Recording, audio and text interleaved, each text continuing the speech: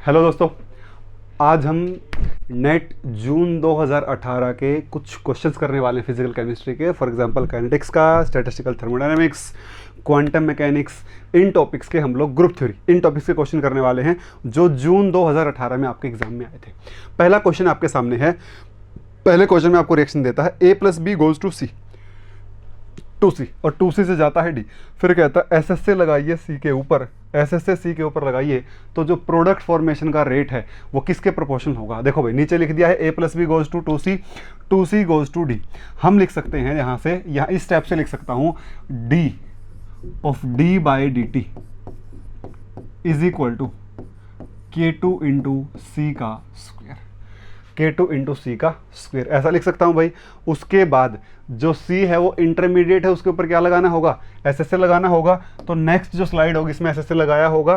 जो पहला स्टेप था वो क्या था, A plus B goes to two C goes to A plus B, और two C goes to D. ऐसे आपको स्टेप देखने को मिलेंगे। तो पहले के लिए क्या आ जाएगा भाई, पहले के लिए आ जाएगा ट्वाइस ऑफ, ये K1 है, ये K-1 है, और ये K2 है। Twice of K1 A into B minus K-1 into C का स्क्वायर। उसके बाद आप यहाँ से देखोगे, आप यहाँ से देखोगे कि मैं यहाँ पर अलग से लगा के दिखा देता हूँ भाई। यहाँ से आएगा 1/2 D C by D T, 1/2 D C by D T is equal to K1 into A into B.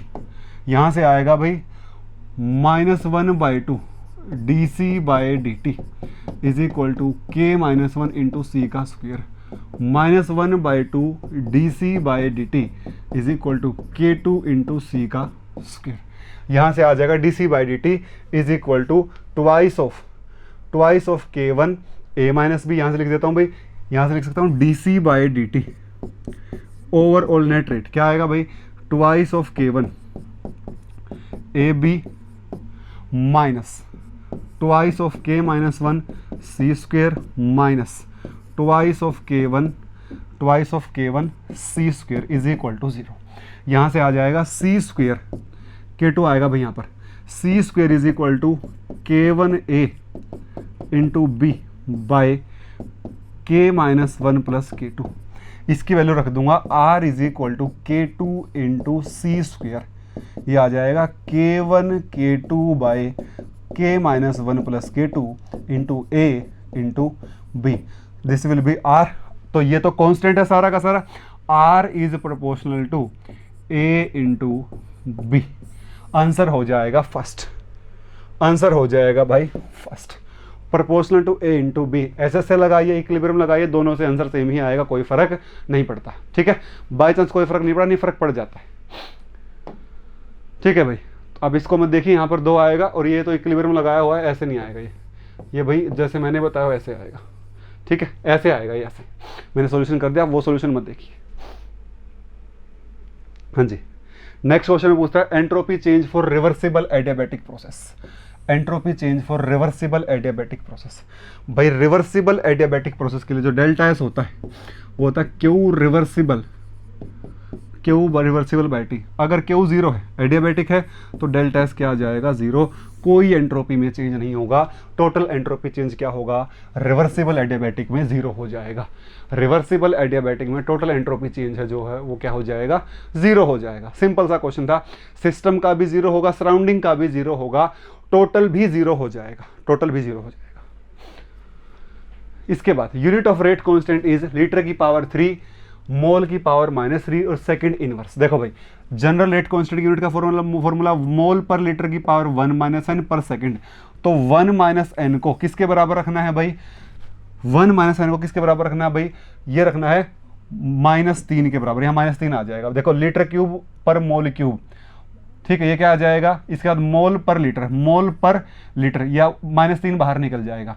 ठीक है, तो 1 - n किसके बराबर है, -3 के बराबर है। n किसके बराबर आ जाएगा, 1 + 3 4 के बराबर आ जाएगा। तो किस ऑर्डर की रिएक्शन के लिए है भाई, 3 ऑर्डर की रिएक्शन, 4 ऑर्डर की रिएक्शन के लिए। ऑर्डर क्या है भाई, 4 है। ठीक है, सिंपल भी कर सकते थे, सिंपल भी कर सकते थे भाई।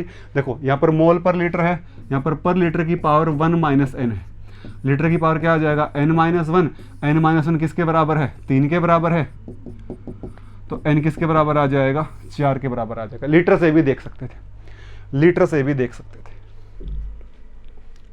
अगला क्वेश्चन भाई, अगला क्वेश्चन, x का हैमिल्टोनियन के साथ कम्यूटेटर क्या होगा। सिंपल है भाई, x हैमिल्टोनियन क्या होता है, kinetic energy plus potential energy. x का हैमिल्टोनियन के साथ x का kinetic energy plus potential energy के साथ, तो यहाँ पर लीनियरिटी की प्रॉपर्टी लग जाएगी x का काइनेटिक के साथ प्लस x का पोटेंशियल के साथ। तो आप आगे जाकर देखोगे x का यहाँ आएगा प्लस का साइन भाई, यहाँ आएगा प्लस x का पोटेंशियल एनर्जी के साथ। ठीक है भाई, x का पोटेंशियल एनर्जी के साथ। देखो भाई, दोनों का ऑपरेशन मल्टीप्लिकेशन है, दोनों का ऑपरेशन मल्टीप्लिकेशन है, तो कम्यूटेटर क्या हो जाएगा, 0। Two operator with multiplication as operation always commute with each other. तो x का px स्क्वायर के साथ ही बचेगा, x का किसके साथ बचेगा, px स्क्वायर के साथ ही बचेगा।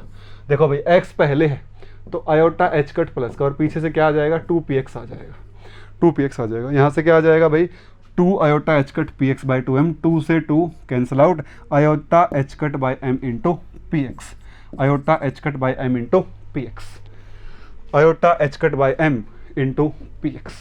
D will be the answer.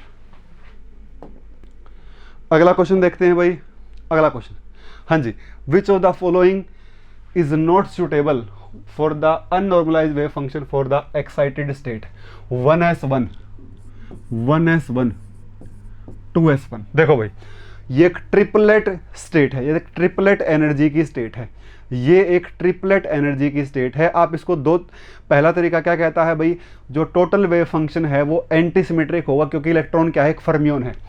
ये सिमेट्रिक स्पिन वेव फंक्शन है, ये एंटी सिमेट्रिक स्पेस पार्ट है। ठीक है भाई, तो ये तो हो गया पूरा टोटल एंटी सिमेट्रिक।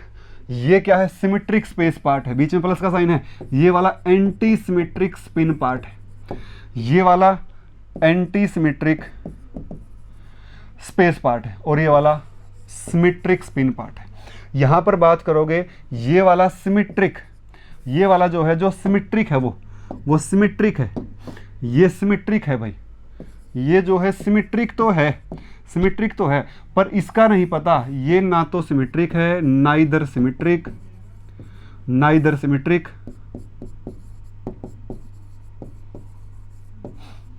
नोर एंटी सिमेट्रिक।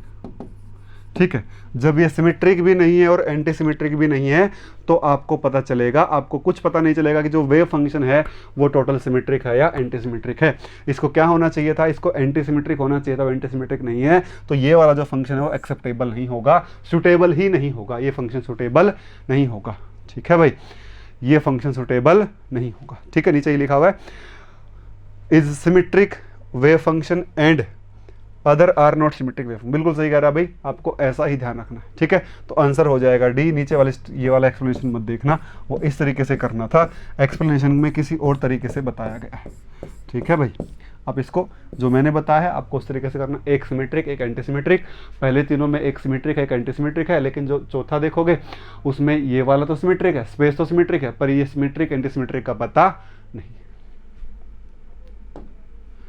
हाँ जी, नेक्स्ट कहता है एक स्क्वायर बॉक्स है, एक स्क्वायर बॉक्स है, एक स्क्वायर बॉक्स है भाई। ठीक है, उसको स्ट्रेच करके क्या बना दिया, रेक्टेंगल बना दिया। तो पहली बात तो पॉइंट ग्रुप D4H है, बिल्कुल सही बात है, इसका D4H बनेगा, ये PTCl4 की तरीके से है और ये इथाइलिन के तरीके से है, तो इसका D2H बनेगा। पॉइंट ग्रुप D4H से क्या चला जाएगा, D2H चला जाएगा। ठीक है, और उसके बाद कहता है 1 2 and 2 1 energy level remains doubly digit. बहुत गलत बात, बिल्कुल ही गलत स्टेटमेंट है, ये ट्रू है या फॉल्स है, क्योंकि जैसे ही आप स्क्वायर से रेक्टेंगल जाते हो तो जो डीजेनरेसी है वो स्प्लिट हो जाती है, वो डीजेनरेट एनर्जी लेवल रहते ही नहीं। फिर कहता है both these energy level are lowered with energy, both the energy level are lowered and the energy of 1/2 level is higher than that of. बिल्कुल गलत बात कह रहा भाई, ऐसा कुछ नहीं है, कुछ नहीं है भाई, ऐसा कुछ नहीं होगा। होगा क्या, देखो ये कहता है both the energy level are lowered, बिल्कुल ये बात तो सही है, दोनों की एनर्जी कम हो जाएगी, दोनों की एनर्जी कम हो जाएगी, लेकिन कहता है 1 2 level lies lower than that of 2 1। देख लेते हैं भाई, फॉर्मूला बनता है आपके पास, फॉर्मूला बनता है आपके पास फॉर्मूला आपके पास बनेगा कुछ इस तरीके से, देखिए 2D का फॉर्मूला भाई। देखो स्क्वायर होगा तो क्या होगा, देखो 1 1 होगा 2h square by 8ml square, देखो 1 2 और 2 1, ये क्या होगा 4 5h square by 8ml square, ये स्क्वायर है भाई, ये स्क्वायर की बात हो रही है।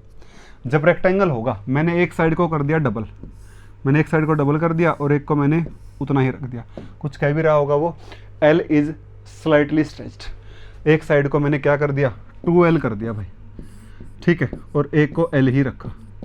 तो एनर्जी का फॉर्मूला बनता है E is equal to NX square H square by H square by 8m, ठीक है भाई, यहाँ पर आ जाएगा NX square by L x square plus NY square by L y square, ऐसा कर दिया भाई मैंने, ठीक है।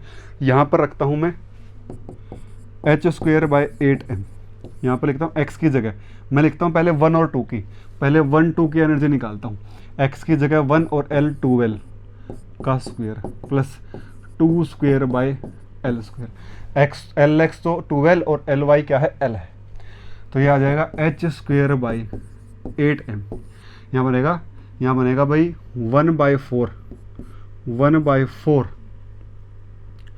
L square plus 4 by L square, ये आ जाएगा H square by 8m L square, ऊपर आ जाएगा 17।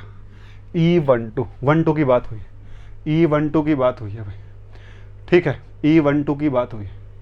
अच्छा y वाले को किया है, y वाले को किया भाई, हमने उल्टा कर दिया, y वाले को किया है, तो यहाँ मेरे को 2L नहीं रखना पड़ेगा, मुझे यहाँ 2L रखना पड़ेगा y की जगह पर, y वाले को स्ट्रेच किया है, तो ये आ जाएगा H स्क्वेयर बाई 8m और यहाँ पर 1 by L square plus 2 square by 2L square, ऐसा हो जाएगा।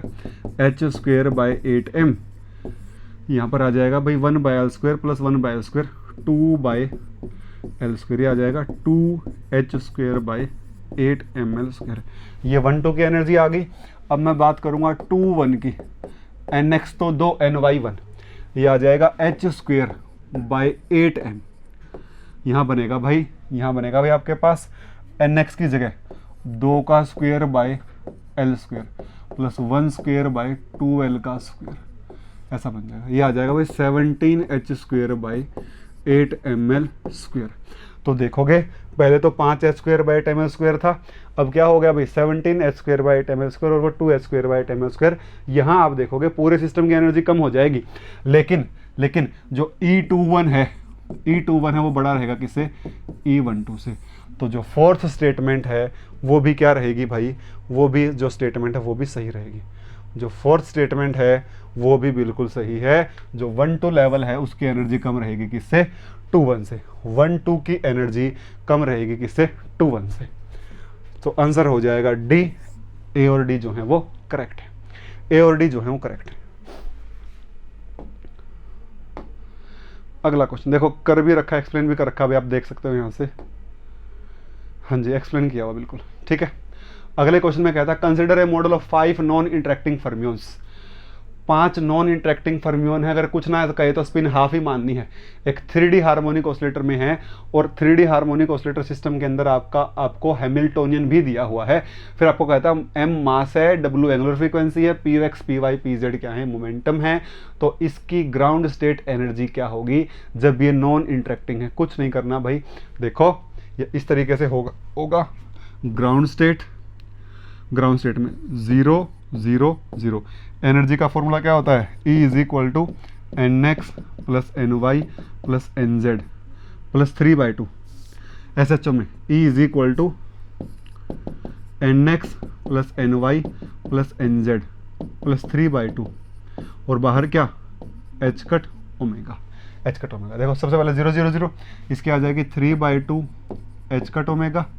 उसके बाद क्या 1 0 0 0 1 0, ठीक है 0 0 1, this is 5/2 H cut omega.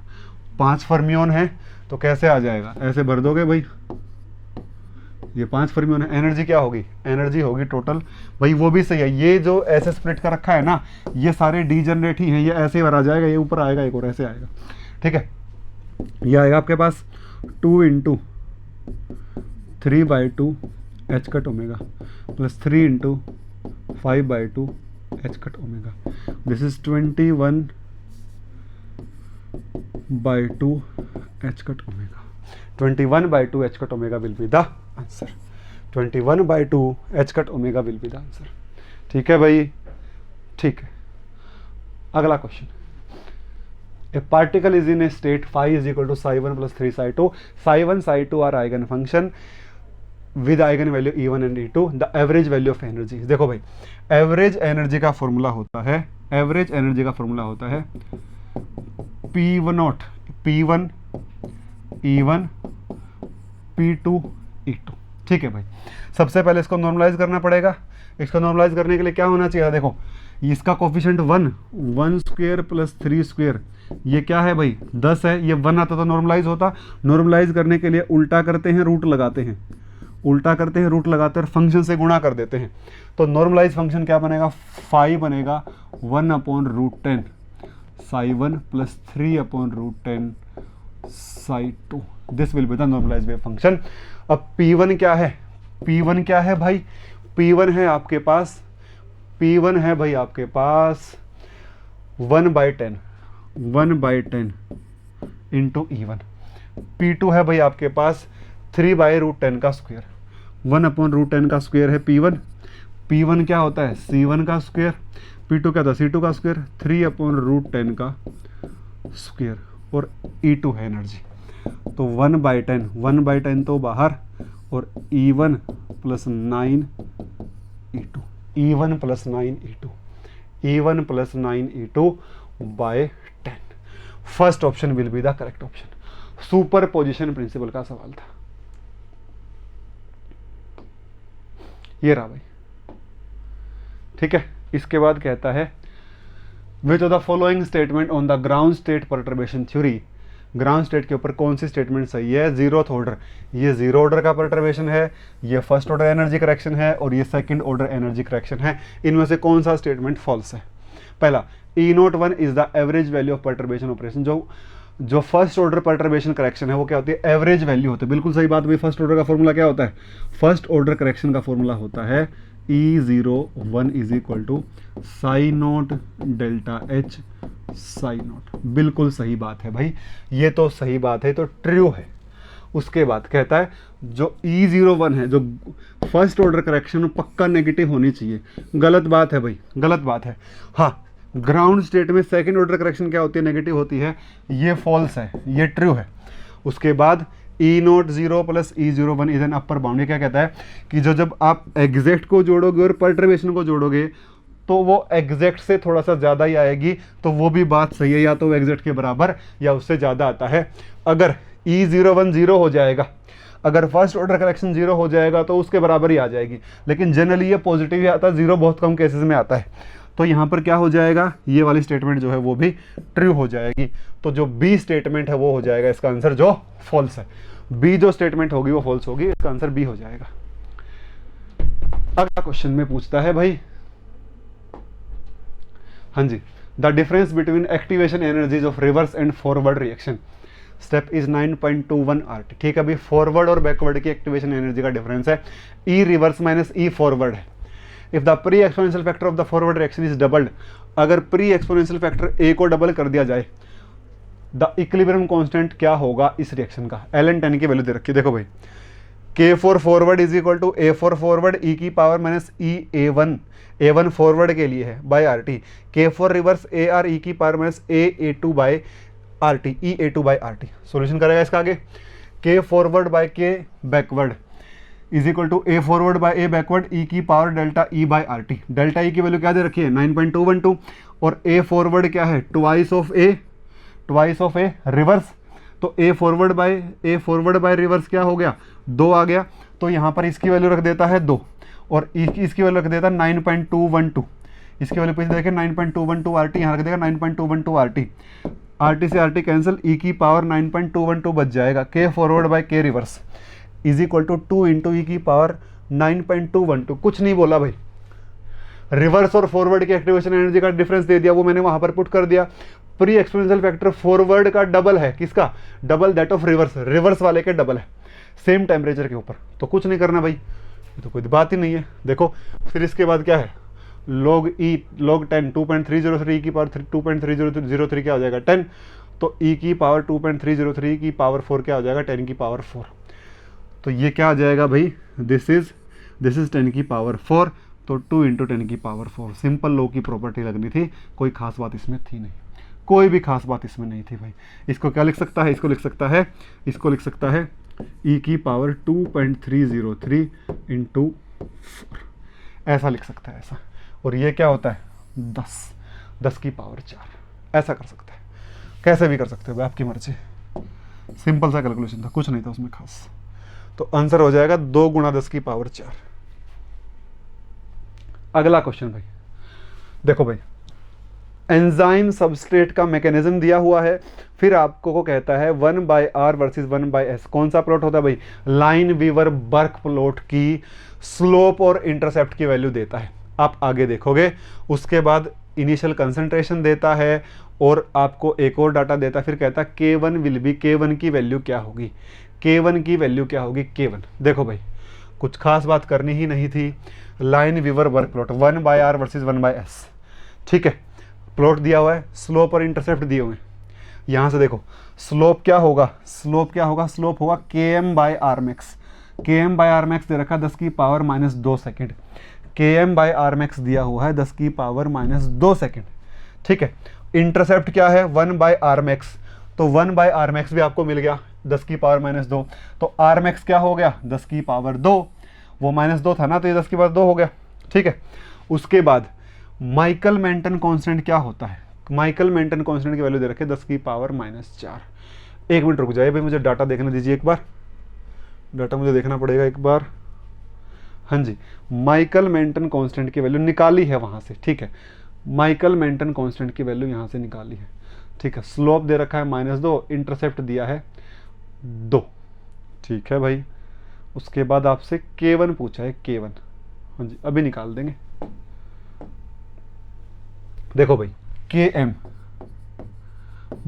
max ये दिया है आपको, Km/r max दिया है 10 की पावर -2, ठीक है।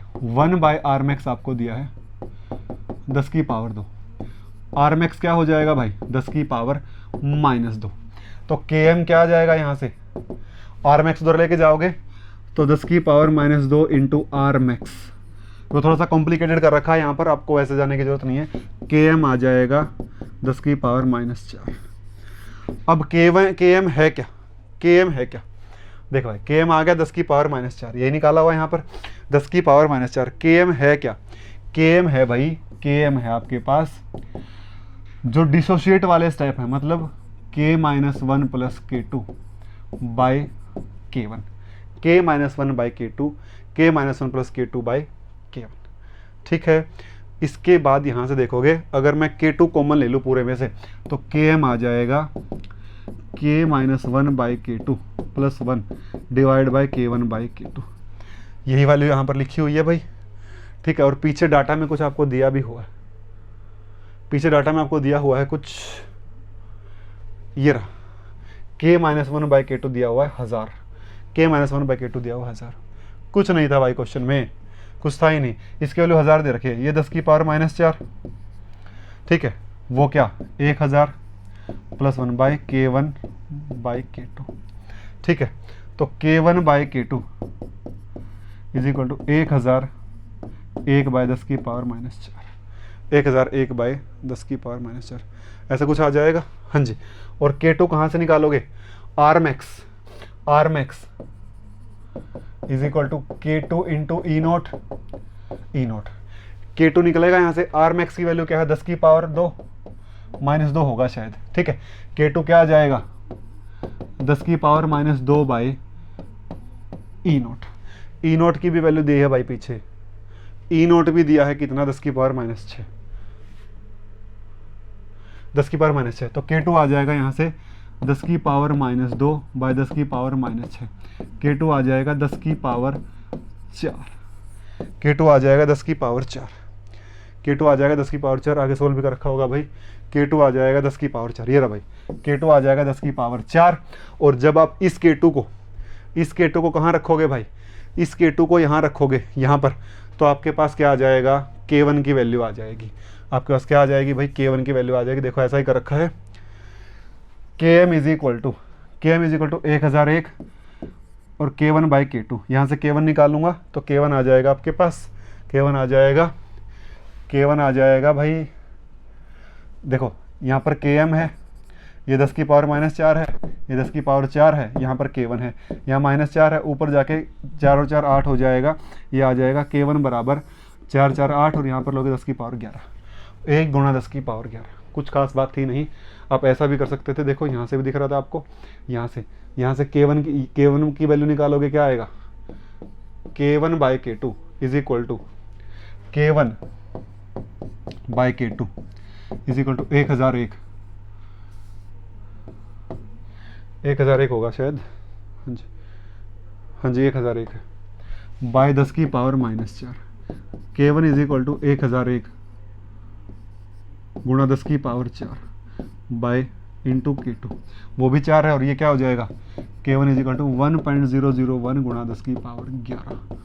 Answer will be first. Calculation थी बस, कुछ खास बात नहीं थी। इस वाले पेपर में यही था कि कैलकुलेशन आपसे ज़्यादा करवाई थी, और कुछ तो मेरे को लगता नहीं कुछ था क्वेश्चन में। हाँ जी, translation partition function for D2 molecule, deuterium molecule के लिए translation partition function volume.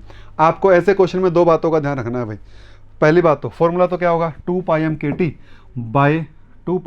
Bye h, हाँ ठीक है, h² इंटू Na, और उधर वॉल्यूम v, 2πmkt की पावर 3/2 डिवाइड बाय h², और पीछे क्या आ जाएगी, वॉल्यूम आ जाएगी भाई। ठीक है, इसकी एवोगैड्रो की तो जरूरत ही नहीं थी भाई, मास। ठीक है भाई, ठीक है। दो तरीके से आप कर सकते हो। देखो सिंपल फॉर्मूला लगाना था, 2πmkt बाय h² की power 3/2 into volume meter cube में रखनी है।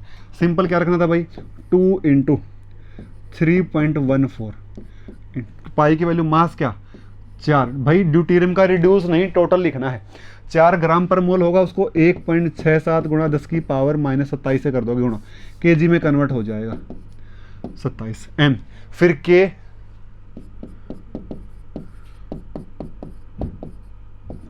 और फिर टेम्परेचर दिया कितना, 298 डिवाइड बाय इसकी पावर 3/2 आएगा भाई। और वॉल्यूम को अगर मीटर क्यूब में करोगे 100 को, तो 10 की पावर -4 आ जाएगा। ठीक है, और नीचे क्या है भाई, प्लैंक कांस्टेंट 6.626 गुणा 10 की पावर -34 का स्क्वायर। इसको सोल्व करोगे ना भाई, इसको सोल्व करोगे तो आंसर आ जाएगा सी। ये नीचे क्या कर रखा है भाई, नीचे ऐसा क्यों किया है इसने, क्योंकि यहाँ पर ये केजी पर मोल है, उसको मास पर मोल में ले रहा है। इस पर मोल को उड़ाने के लिए उसने इसे डिवाइड कर दिया, और जब इसकी वैल्यू निकालोगे तो इस सारे की वैल्यू यही आएगी, 1.67 गुणा 10 की पावर -27 ही आएगी। इसका आंसर आ जाएगा 7.8 इंटू 10 की power 26। That will be the answer. Deuterium molecule का ट्रांसलेशन पार्टीशन फंक्शन। एक बार हाइड्रोजन मॉलिक्यूल का भी पूछा है, सीधा फॉर्मूला से और कैलकुलेशन करनी थी बस। हाँ जी, सिमेट्रिक टॉप रोटर मॉलिक्यूल कौन सा है भाई। सिमेट्रिक टॉप रोटर मॉलिक्यूल होने के लिए क्या होना जरूरी है भाई, मॉलिक्यूल में CN एक्सिस हो और SN, दोनों में से, या तो दोनों में या फिर किसी भी एक में N की वैल्यू 2 से बड़ी हो जाए तो वो सिमेट्रिक टॉप रोटर हो जाएगा। इथाइलिन मॉलिक्यूल है, ठीक है, बल्कि बता भी दिया इथाइलिन मॉलिक्यूल, ये CS है भाई इथाइलिन। C2 होता है, एलिन में S4 होता है, S4, तो एलिन सिमेट्रिक रोटर हो जाएगा। ब्यूटाट्राइन बिल्कुल भी नहीं होगा, लीनियर है। हेक्साट्राइन भाई लीनियर ये नहीं होंगे, इनमें C2 ही है, बस मैक्सिमम C2 ही होंगे और कुछ नहीं होगा। तो एलिन एक सिमेट्रिक टॉप रोटर मॉलिक्यूल है। ये रहा भी, इन पॉइंट ग्रुप को छोड़कर बाकी सभी क्या है भाई, सिमेट्रिक टॉप रोटर्स हैं, ठीक है भाई, बेंजीन, एलिन, एंडोलिन। ठीक है, जैसे BF3 में क्या होता है, C3 होता है, तो ये भी सिमेट्रिक टॉप रोटर है, इस तरीके से। हाँ जी, अलाउड ट्रांजिशन कौन सी होगी? कुछ रूल होते हैं भाई अलाउड होने के लिए। पहली बात आप ये देखिए, प्लस से तो प्लस अलाउड होगा, स्पिन चेंज नहीं होनी चाहिए, लेकिन एल की वैल्यू +0 +-1 चेंज हो सकती है। मतलब समेशन से पाई और पाई से समेशन पॉसिबल है, समेशन से डेल्टा कतई पॉसिबल नहीं है, बिल्कुल भी नहीं होगा भाई, वो 2 हो गया वहाँ पर वैल्यू। इसके लिए एम एल की वैल्यू 2 और इसके लिए 0, तो 2 - 0 2 हो गया, वो नहीं होगा। अब बात देखो, प्लस से माइनस नहीं जा सकता भाई, गलत है। जीरेड से जीरेड नहीं जा सकता, जीरेड से जीरेड नहीं, जीरेड से अनजीरेड जाएगा हमेशा। तो देखो, जीरेड से तो अनजीरेड, प्लस से यहाँ कुछ को प्लस का मतलब ही नहीं है, और डेल्टा एल इसके लिए तो 1 और इसके लिए 0, तो डेल्टा एल इसके लिए क्या है, 1 - 0 = 1। This transition will be allowed. These are the selection rule. जो एंगुलर मोमेंटम क्वांटम नंबर उसमें इतना चेंज होगा, स्पिन चेंज नहीं होगी, प्लस से प्लस, माइनस से माइनस जाएगा, जी से यू या फिर यू से जी जाएगा। ये क्यों नहीं होगा क्योंकि जी से जी दिखा रहा है। ये क्यों नहीं होगा, क्योंकि प्लस से माइनस है। ये क्यों नहीं होगा, क्योंकि डेल्टा एल +2 हो गया, इसलिए नहीं होगा। Only possible allowed will be C, only possible transition will be C. देख लो भाई। हाँ जी, normalized sp2 hybrid orbital are, कुछ भी नहीं है भाई इसमें। तो पहली बात तो ये तो नॉर्मलाइज ही नहीं है, ये तो नॉर्मलाइज ही नहीं है। उसके बाद मेरे को तो ये भी नॉर्मलाइज लग रहा है। क्या बनेगा, 1/4 + 3/8 + 3/8, ये बनेगा 8, ऊपर बनेगा 4 × 2 = 8, 2 3 3। हाँ, ये नॉर्मलाइज है, ये नॉर्मलाइज है, पर ये नहीं हो सकता। ये क्यों नहीं हो सकता, क्योंकि sp2 में जो s अकेले का कैरेक्टर है वो कितना है भाई, वो अकेले का कितनी प्रोबेबिलिटी है, अकेले की 33% है, और दोनों p की कितनी है, 33 और 33, मतलब 66% तो कौन है, p है, और 33% कौन है, नियर अबाउट 33.3% कौन है, s है। तो यहाँ पर तो ये 1/2 का स्क्वायर करेगा ना जब, तो 1/2 का स्क्वायर तो बनेगा ही नहीं है, तो कितना बनेगा, 1/4 बनेगा। s में s की कितनी प्रोबेबिलिटी है, s का कैरेक्टर कितना है, तो 1/4 0.25 आ रहा है यहाँ से, तो यहाँ से 0.25 आ रहा है, तो आना कितना चाहिए, 33। ये भी नहीं होगा। यहाँ से क्या आ रहा है, 1/3 का स्क्वायर 1/9, और ये तो और भी छोटा होगा, ये तो हो ही नहीं सकता। यहाँ से क्या आ रहा है, देखो 1/√3 का स्क्वायर 1/3 आ जाएगा, और नियर अबाउट 33.3% आ जाएगा। ये 2/3 आएगा p का कंट्रीब्यूशन या फिर p का कैरेक्टर sp2 के अंदर, तो 2/3 करोगे तो फिर वो 66 के आसपास आ रहा है। तो correct option will be c, correct option will be c. Character से भी देख सकते हो भाई। हाँ जी, आपसे पूछ रहा है भाई, the thermal expansion coefficient and isothermal compressibility factor of liquid water आज। अल्फा की वैल्यू दे दी, थर्मल एक्सपेंशन कोफिशिएंट, हाँ जी, अल्फा और बीटा की वैल्यू आपको दे दी। The thermal expansion coefficient and isothermal compressibility of liquid water are. अच्छा, दोनों ही पूछ रहा भाई आपसे, ये पूछ क्या रहा है, मेरे ख्याल से क्वेश्चन में कुछ गड़बड़ हो गई भाई। हाँ जी, दोनों की वैल्यू दे रखी है आपको, सही बात है, सही बात है, दोनों की वैल्यू दे रखी है। एक तो इसकी वैल्यू दे रखी है और एक इसकी वैल्यू दे रखी है, ठीक है, दोनों की वैल्यू रखी है। फिर इन दोनों का इंटरनल एनर्जी के साथ रिलेशन बताना है भाई। ये thermodynamic equation of state use करेगा, thermodynamic equation of state use करेगा। वो कौन सी होती है, वो होती है भाई ΔU/ΔV constant temperature = T × ΔP/ΔT constant volume minus pressure. ठीक है भाई, तो जब आप अल्फा/बीटा करोगे, शायद इसने उल्टी वैल्यू रख दी, अल्फा की वैल्यू, सही है, सही है, अल्फा की वैल्यू यहाँ पर एक वैल्यू मिस है, यहाँ पर एक वैल्यू मिस है, 2 × 10⁻⁻⁴। हाँ जी, तभी तो मेरे को लग रहा था कुछ 2 × 10⁻⁻⁴ आएगा। ये अल्फा है और ये बीटा है। तो जब आप अल्फा/बीटा करोगे ना, देखो अल्फा/बीटा जब करोगे, ध्यान से देखो, जब अल्फा/बीटा करोगे यहाँ पर, तो ध्यान से देखोगे आप, वॉल्यूम से वॉल्यूम कट जाएगी और p/t आ जाएगा, और 1/v से 1/v कट जाएगा, ये आ जाएगा ΔP/ΔT। ये बनेगा भाई 1/v आपस में कैंसिल आउट, ΔP/ΔT, और यहाँ पर बन जाएगा भाई, यहाँ पर बन जाएगा v है, v से v कट जाएगा, ऊपर p/t आ जाएगा, ये वाली वैल्यू आ जाएगी आपके पास, और मुझे p/t ही चाहिए। ये वाली वैल्यू में यहाँ रख दूंगा, ये वाली वैल्यू में यहाँ रख दूंगा। देखो भाई, P/T की वैल्यू आ गई ये वाली, ठीक है। अब इस वाली वैल्यू को उठा के कहाँ रख दूंगा मैं, उस को इसमें रखूंगा भाई, del U by del V, del U by del V constant temperature. इधर देखना भाई, सॉल्यूशन मत देखना, T into del p by del t, volume constant minus pressure, ये क्या अल्फा बाय बीटा ही है, T into alpha by beta minus pressure. देखो भाई T 320 kelvin, alpha by beta की वैल्यू निकाली हुई है पीछे, माइनस का 2/5 गुणा 10, माइनस का 2/5 इंटू 10, और प्रेशर भी दिया हुआ भाई 1 बार, प्रेशर भी दिया हुआ है 1 बार। तो सोल्व कर लोगे तो आपके पास आ जाएगा भाई, आपके पास आ जाएगा -1.281 केल्विन पर बार, -1.281 केल्विन पर बार। B will be the answer. Simple, आपको थर्मोडायनेमिक इक्वेशन ऑफ स्टेट पता होनी चाहिए थी, क्वेश्चन आपसे हो जाता। सही है। चलिए भाई, ये आपका जून 2018 का कुछ क्वेश्चन थे, कुछ क्वेश्चन इंटरेस्टिंग भी थे, कुछ क्वेश्चन थोड़े से सिंपल भी थे, इंटरेस्टिंग क्वेश्चन भी थे, सिंपल भी थे, कुछ थोड़ा सा टिपिकल भी थे, मतलब लेवल होता है क्वेश्चंस का, कुछ क्वेश्चन बहुत इजी आते हैं, फिर मीडियम होते हैं, कुछ हार्ड होते हैं, आपको सोचने की जरूरत पड़ती है। बाकी पेपर ठीक था, नॉर्मल था, कोई ज़्यादा मेरे को मुश्किल लगा नहीं। तो इस तरीके से आप प्रिपरेशन कर सकते हो भाई।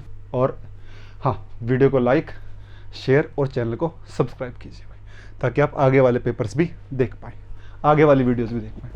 Thank you very much, thank you very much, thank you for joining.